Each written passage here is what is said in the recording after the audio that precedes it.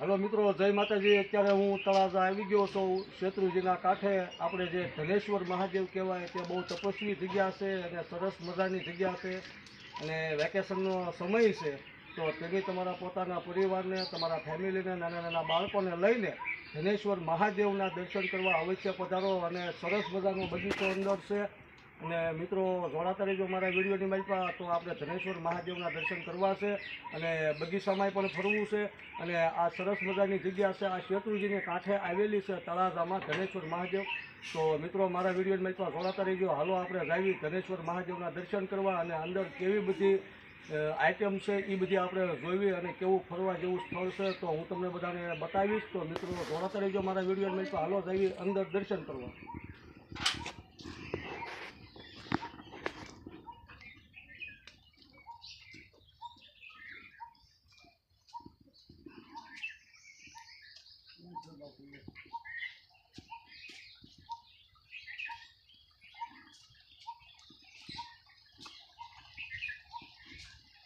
હાલો તો મિત્રો, જો સરસ મજાની જગ્યા છે, મહાદેવ અહીંયા બિરાજમાન છે અને હું તમને મહાદેવના દર્શન કરાવી। સરસ મજાનો બગીચો છે, તો જોડાતા રહેજો અમને મારા વિડીયોની માલિકા।